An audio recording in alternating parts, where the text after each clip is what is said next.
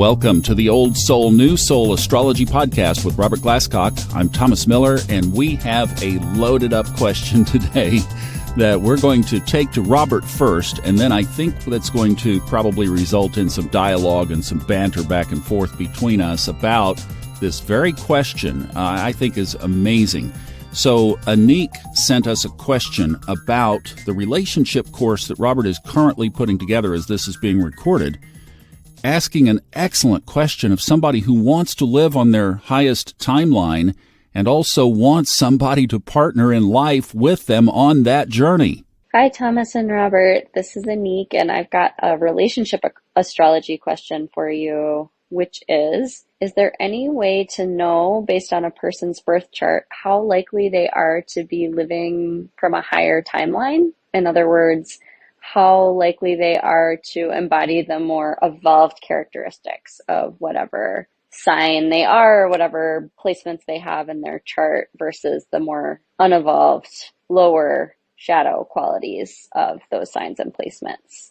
Thanks so much. Now, where this is going to get interesting, Robert, is that one of the main discoveries of my own chart in astrology was, as I look at this, and I think if I were just reading for somebody and it was my chart, I would say this person's life is loaded up to do transformational work. We'll get into that in a minute, but I'd like to hear your thoughts on what she's asking. First of all, just in the structure of a chart, can you tell the propensity of somebody if they're going to find their highest path or not? The short answer is no. It's impossible. And in fact, it's a question everybody asks, but here's the answer and here's the truth. No, you can't. You can have someone, in fact, every single planetary archetype in the horoscope may be lived out at its higher levels or its lower levels. So you can have a person who is wonderful on the surface and successful and loving, who turns out to be an axe murderer because of a different archetype in the chart. The first murderer that I ever read for, I didn't see it because I wasn't thinking to look for it. You see, I was 22, 23. And he asked me, this man, can you see murder in the chart? And I said, what do you mean?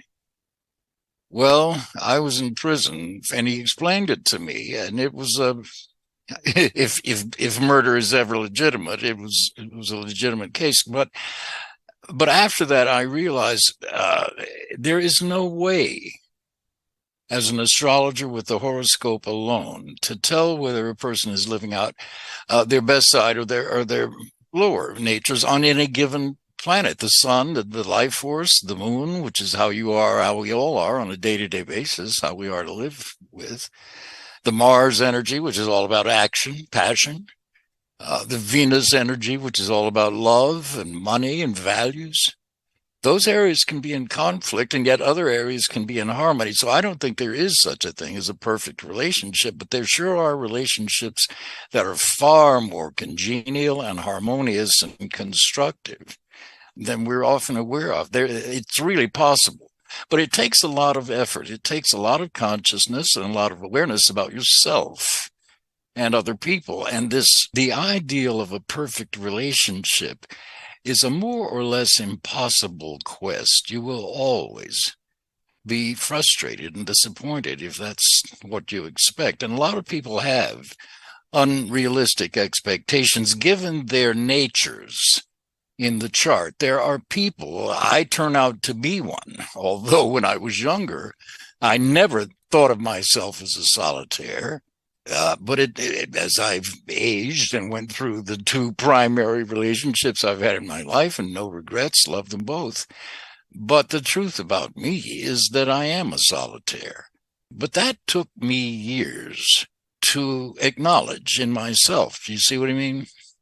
So the question, it's a good question, but it's so general that it can't be answered.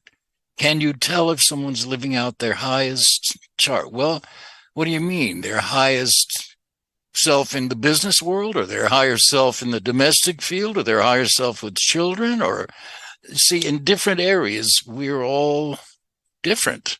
depending on the signs we have on the cusps that rule those house matters and the planets that rule them and so on.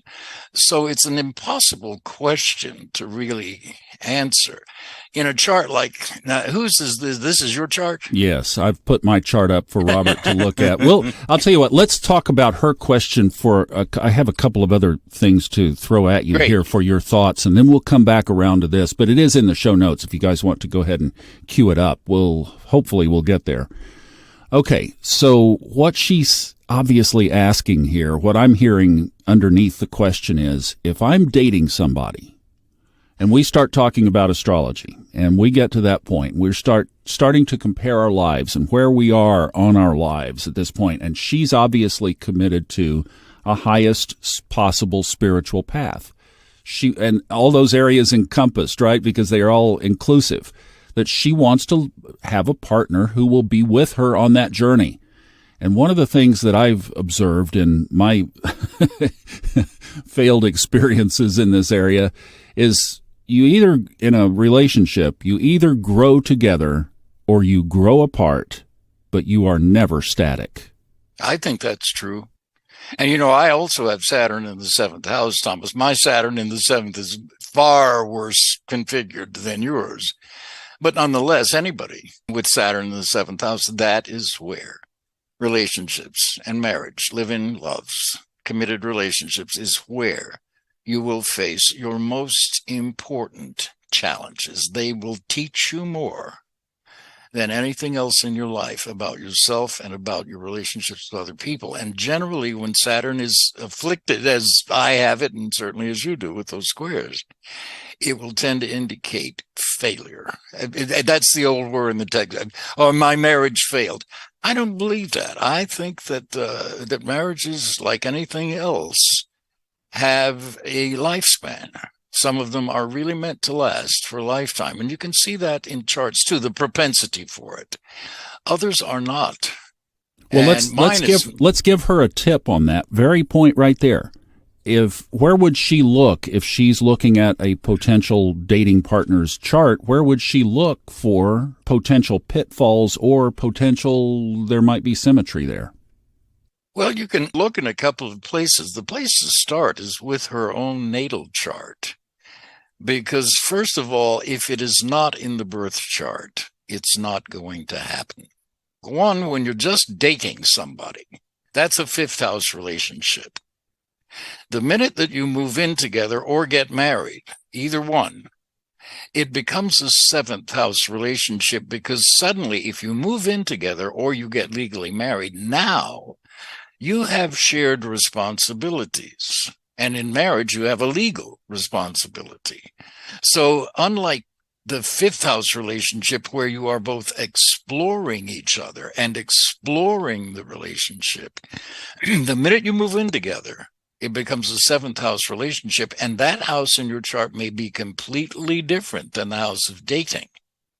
There are people, and I know some, who love to date, but they don't like being married. Yeah, that's for sure. Absolutely. So it depends on her chart. So everybody's different in this way. So if you don't have a good chart for marriage, which I don't at birth, I have a much worse chart for it than you do, but yours is not particularly great either. It is in some levels, but ultimately it's interesting with Saturn in the 7th, because one of the classic indications of that, especially if you have, like I do, Capricorn rising, is somebody who is married to their work. And this becomes a problem in relationships, because they love if they're living on a high level, constructive level, as you are, for example, you're in broadcasting, look at your Jupiter, Mercury. This is one of the ways you can tell. Incidentally, her question about can an astrologer tell whether somebody's living on their higher level or not? One of the ways you can is by talking with the person, finding out what they do for a living, or seeing what you think they do for a living in the question, and ask about that. And then as you get into that, you realize, okay, this person is indeed living out their highest level on the vocational level. They're in a career that's absolutely right for their horoscope. They're going to be successful at it. That much you know. And if you know that, you know that this person has a relatively good 6th house, because that's that house of not only work and occupation, it's the house of your entire self-integration. physiologically, in terms of health, about this house, psychologically, emotionally, intellectually, and spiritually. All of that is in the 6th house. And you happen to have Mercury and Jupiter there in Sag, of higher wisdom and the communications industry. So you're in a perfect field for you, and that alone. And then you've got the trines and so on to your nodes and all these other aspects. But that alone says this guy has found his calling. And it's interesting, then we get to know a little about you, that you were raised fairly fundamentalist, in a fundamentalist Christian religion, which is also very much Jupiter, Mercury.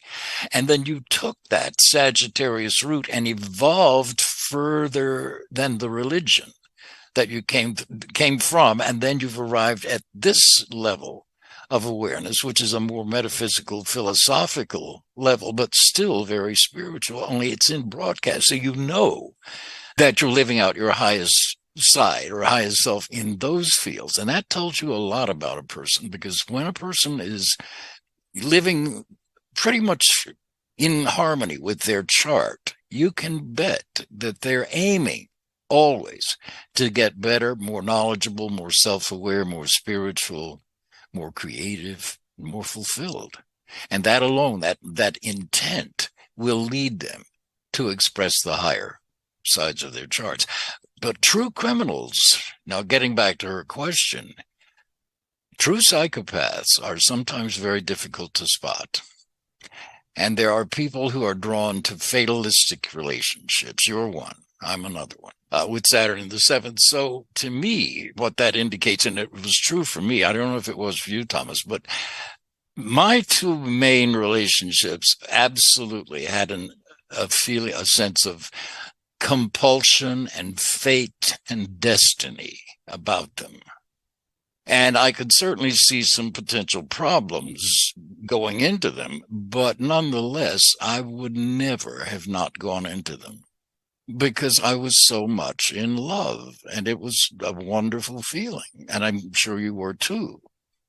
So what are you going to do when you feel that way about somebody and you see some tough aspect between your charts or wherever? Are you just going to say, well, thanks, but no thanks? Venus squares your Saturn.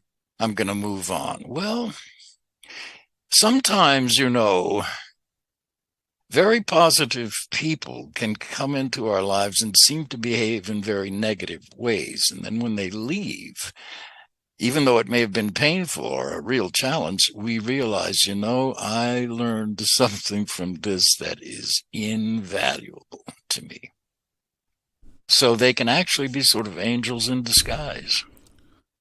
And one of the things, here is some good old Father Thomas advice at least from my own path, that somebody who is asking a question like, I can tell Anik has a very tender heart.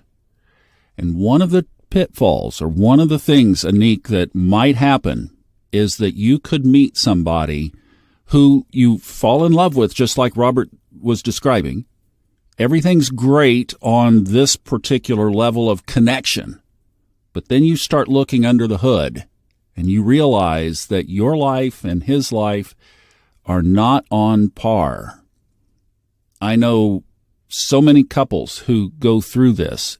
Then the growth, that path of growth, separates because you knew from the very beginning that it was a mismatch, but you think you can fix it.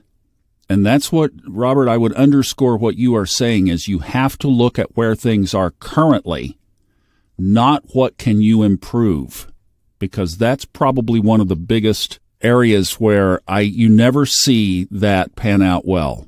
Usually you get brought down. There's an old saying, bad company corrupts good morals. And it's always the other way around. You think you can fix them, they end up bringing you down. That's very true. And the idea of fixing anybody is fraught. No one should ever enter a marriage assuming that they're going to be able to fix the other person. They won't be able to. And that's part of the whole point, I think, karmically.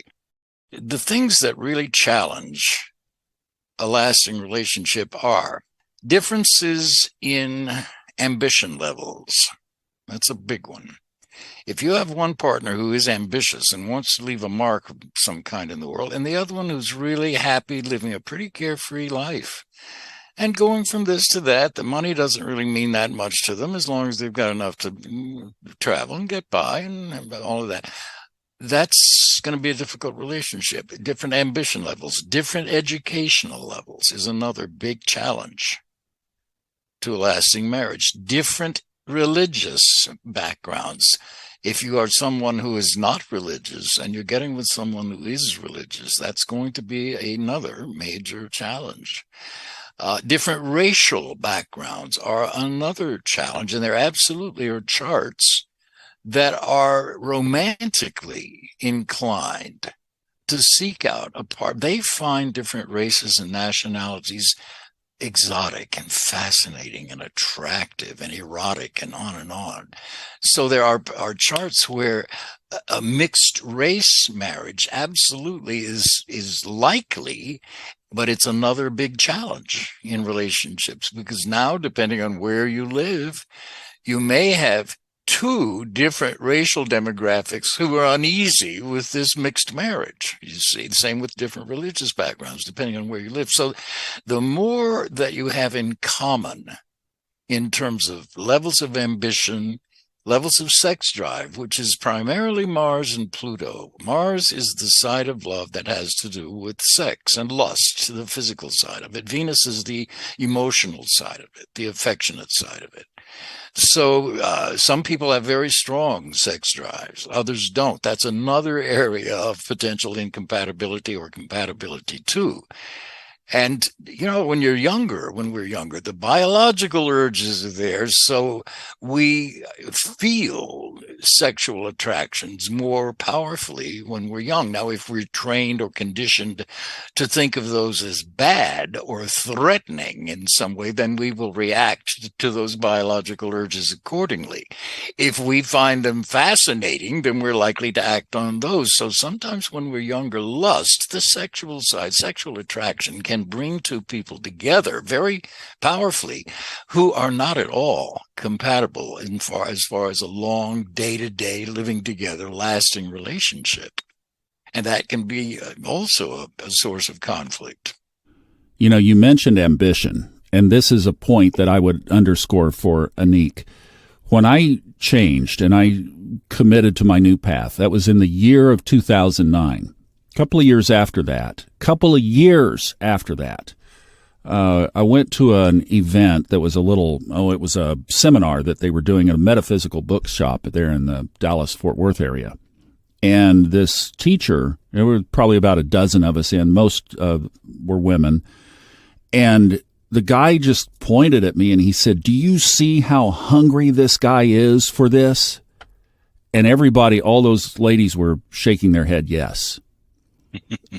And that's, I think, one of the things from my own path that once I made that change, it was come hell, high water, or anything else, I was going to find a way.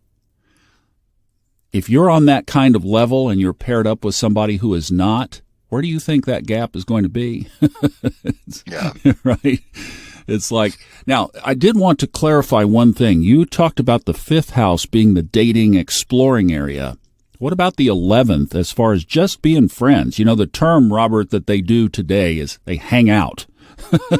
We didn't do that back in the day. We didn't hang out, but today they hang out.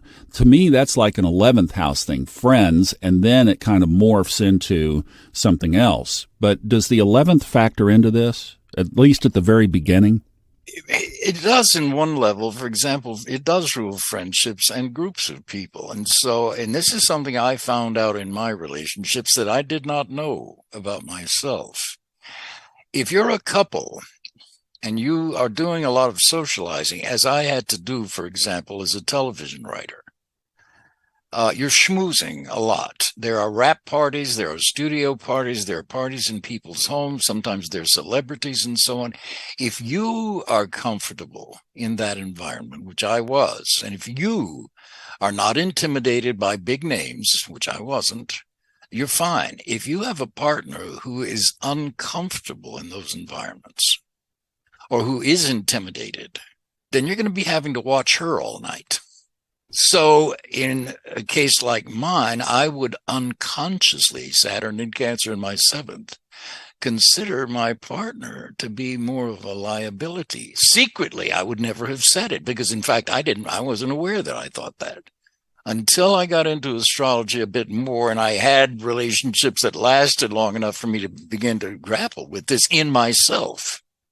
You know, there's something else that I would throw in here. As you know, Robert, I've done a couple of books for Ray Merriman, and on Saturdays on the Fun Astrology podcast, we read his weekly newsletter. Ray Merriman is a financial astrologer who's been doing it since the 1970s. He's actually kind of the same age as Robert, and they kind of got started at about the same time.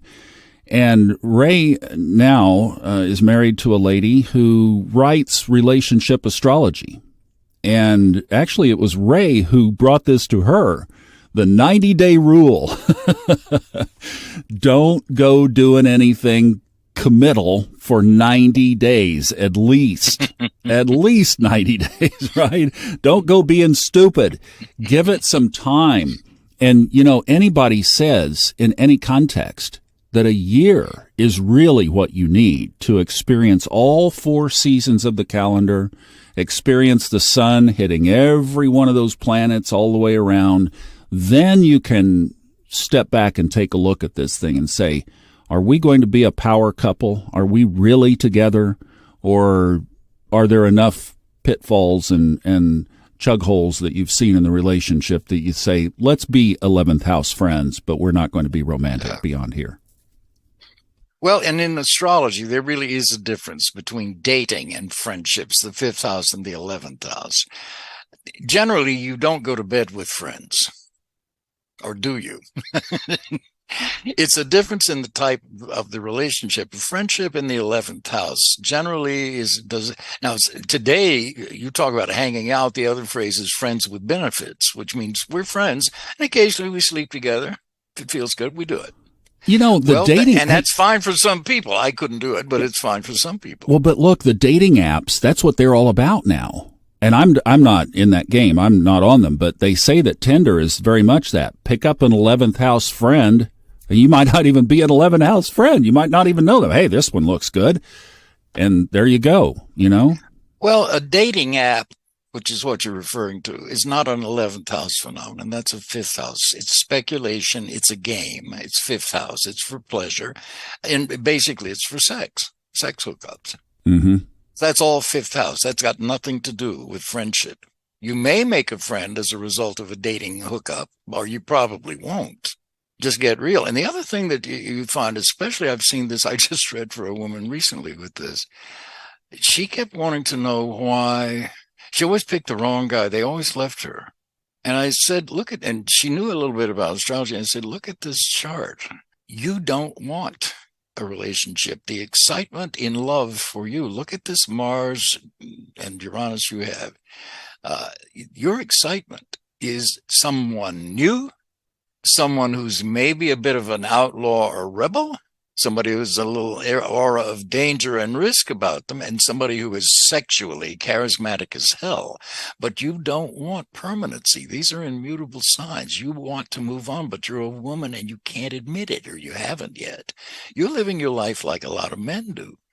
When you think about it, the last thing you want in a chart like this is a lasting relationship. But because you can't admit that to yourself, you will unconsciously only be attracted to men who will leave you, so that then you are free to feel hurt and victimized and move on to the next interesting guy you find. See what I mean? Oh, yeah. Yeah, I know that well. All right, let's wrap this up. And the one other little needle drop that I'd like to leave with Anik here is the vertex. You can Google on this to get basically all the information that you need to be functional with it. It's right there. It's readily available. But it's a point on the chart that the software that you use should be able to put it up.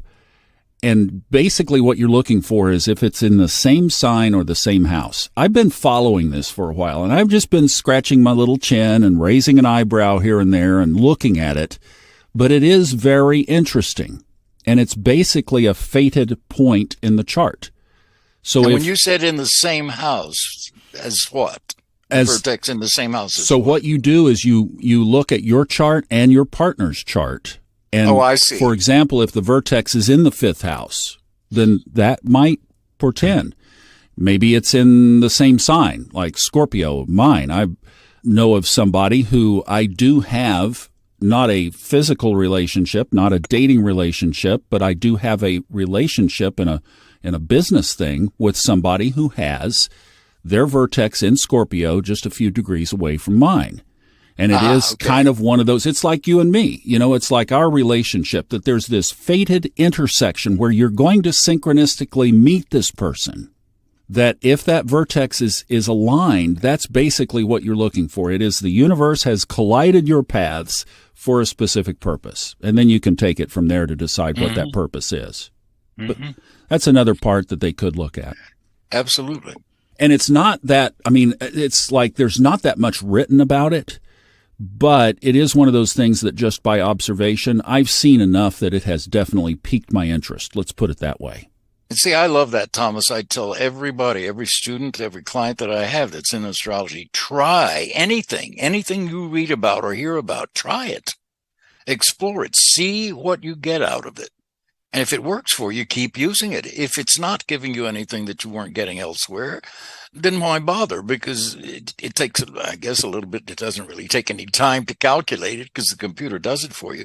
But if you're not getting anything from, which I didn't, for example, the partnership that you and I have is my Venus exactly on top of your Mars and your Neptune at birth and your Sun. They're all 3 at 6 degrees Scorpio. My Venus is at 4. Almost 5. Yeah. So again, the vertex for me, I just have never got, same with Chiron. It's not that it doesn't work. It's just that I don't get anything. It's not that, so I don't use it simply because it's another thing to interpret that, frankly, I have already found elsewhere. But there are people who do use Chiron and get a great deal of value, just like you're using the vertex. So I'm glad that you brought that up because I really encourage people, try it. If you're interested in trying something, try it. And try it more than once. Try it over several charts and see the results you get. Try it in your own chart. And if you're getting something from it, stick with it. Keep using it. Yeah, there you go. Put your vertex point in your dating app profile and then ask for people who are A, compatible, and B, I want some squares and some oppositions. I'm going to figure this thing out, right? Well, I think the bottom line of this conversation is that with commitment, you can make any chart work or you can bust any chart up. So, Anik, thank you for a great question on that.